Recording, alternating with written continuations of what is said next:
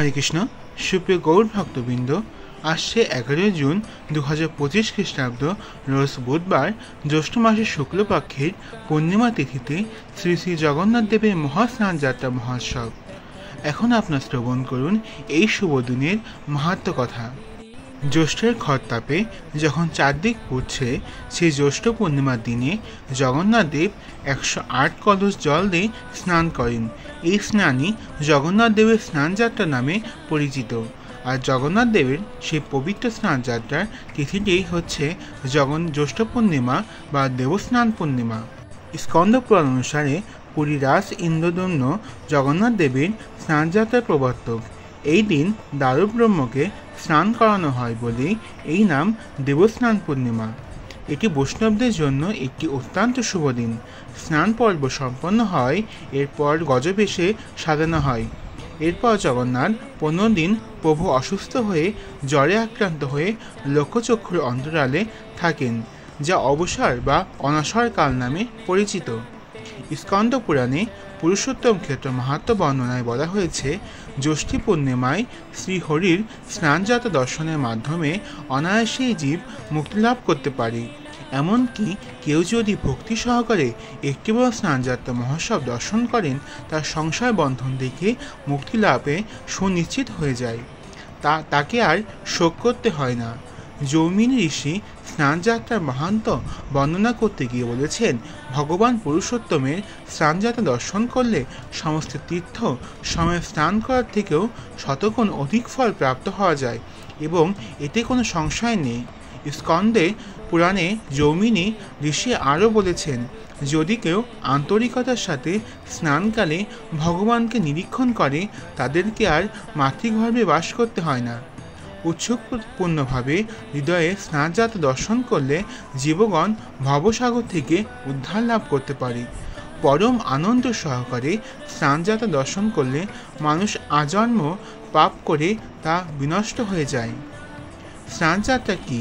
জ্যৈষ্ঠ পূর্ণিমার মহেন্দ্রক্ষণে জগন্নাথকে স্নান করানোর যে আয়োজন, সেটি হচ্ছে স্নানযাত্রা।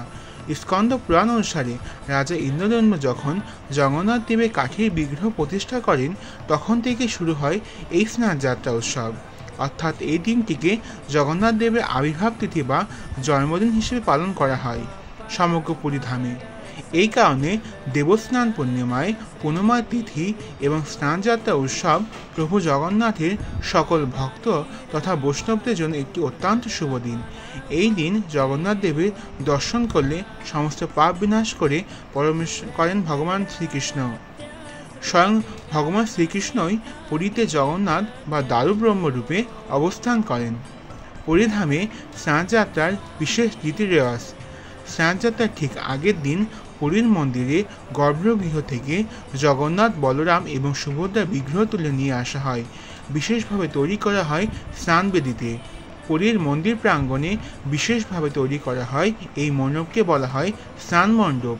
এটা এত উঁচু যে মন্দির প্রাঙ্গণে বাইরে থেকেও বেদিত ববিষ্ট বিগ্রহসমূহ স্পষ্টভাবে অবলোকন করা যায়। শুধু তাই নয়, নানা রকমের ঐতিহ্যবাহী ফুল, বাগান ও গাছের চিত্রকল্প দ্বারা সজ্জিত করা হয় এই স্নান মণ্ডপটি। এরপর আসে স্নানযাত্রার দিন। ওই দিন মন্দিরের দেবতা বিগ্রহ স্নানের জন্য জল সংগ্রহ করেন পুরোহিতগণ। শুধুমাত্র জগন্নাথ দেবকে স্নান করানোর জন্য পুরীতে রয়েছে সোনা কুয়া নামের এক বিশেষ ধরনের কুয়া। জনশ্রুতিতে শোনা যায় এই কুয়াতে নাকি কখনো সূর্যের আলো পড়েনি। যাই হোক, এই কুয়া থেকে স্নানযাত্রার জল আনেন পুরোহিত এবং সেবকগণ। জল আনার সময় পুরোহিত ও সেবকগণ তাদের মুখ কাপড় দিয়ে এমনভাবে ঢেকে রাখেন যাতে তাদের মুখনিসৃত কোনো কিছু দ্বারা, এমনকি তাদের নিঃশ্বাস দ্বারাও যেন জগন্নাথের পবিত্র স্নানের জল দূষিত না হয়। এই জল একে একে এনে রাখা হয় 108টি সোনার ঘড়ায়। এই জলে মিশ্রিত করা হয় নানা রকমের সুগন্ধি ও বিভিন্ন ভেষজ ঔষধি উপাদান। তাছাড়া মন্ত্র উচ্চারণের মাধ্যমেও শুদ্ধিকরণ করা হয় জগন্নাথ দেবের স্নানের জল। অন্যদিকে স্নানযাত্রাকে কেন্দ্র করে সমান্তরালে এগিয়ে চলে বিগ্রহের সাজসজ্জা। জগন্নাথ, বলরাম এবং সুভদ্রা দেবীকে আবৃত করা হয় নরম সিল্কের কাপড় দ্বারা এবং লাল এক ধরনের পাউডার দিয়ে অতি যত্নে দেওয়া হয় প্রলেপ। ফুলে ফুলে ভরে ওঠে বিগ্রহের চারপাশ। আর থাকে সুগন্ধি ধূপ ও ধুনো। এরপর শুরু হয় মূল স্নান পর্ব। বৈদিক মন্ত্র উচ্চারণ, কীর্তন এবং শঙ্খনাদে আধ্যাত্মিক এক পরিবেশের সূচনা হয় পুরীর মন্দির প্রাঙ্গণে। আর সেই স্বর্গীয় পরিবেশ তালে তালে চলে জগন্নাথের জলাভিষেক। ক্রমে ক্রমে 108 ঘড়া জলে স্নান কার্য সম্পন্ন হয় জগন্নাথ দেবের। শ্রী শ্রী জগন্নাথ দেবের গজবেশ। স্নানযাত্রার দিন সন্ধ্যাবেলা স্নান পর্বের সমাপ্তির পর জগন্নাথ ও বলভদ্রকে গণেশের রূপে সাজানোর জন্য হস্তিমুখ বিশিষ্ট মস্তক আবরণী পরানো হয়। জগন্নাথের এই রূপটিকে বলা হয় গজবেশ। পাশাপাশি সুভদ্রা দেবী ধারণ করেন পদ্মবেশ। কিন্তু জানেন কি কেন প্রভু জগন্নাথ এই গজবেশ ধারণ করেন?